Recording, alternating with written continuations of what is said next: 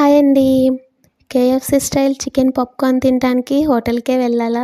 అవసరం లేదండి. ఈ రెసిపీ చూసి ఇంట్లోనే ట్రై చేసుకొని తినొచ్చు.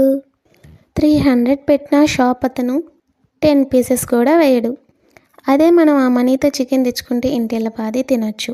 ముందుగా చికెన్‌ని ఉప్పు, లెమన్ రసంతో శుభ్రంగా క్లీన్ చేసుకోవాలి.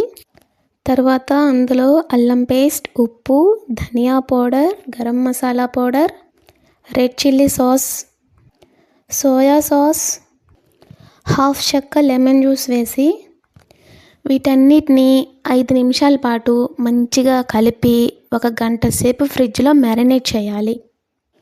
మనం ఎంతసేపు మ్యారినేట్ చేస్తే ముక్క అంత బాగా ఉంటుందండి.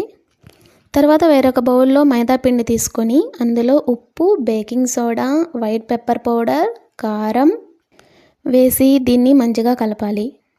దీనిలో మ్యారినేట్ చేసుకున్న చికెన్ పీసెస్ని వేసి మంచిగా కలిపి వేరొక బౌల్లో కూలింగ్ వాటర్ తీసుకోవాలండి. చాలా చల్లగా ఉండాలి.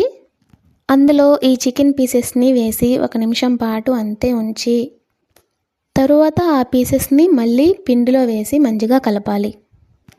ఈ పీసెస్ని వేరొక ప్లేట్లోకి తీసుకోవాలండి.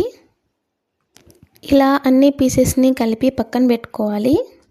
తరువాత వేరొక ప్యాన్లో ఆయిల్ వేసుకొని ఆయిల్ వేడయ్యాక ఈ చికెన్ పీసెస్ని వేసి మంచిగా డీప్ ఫ్రై చేసుకోవాలి.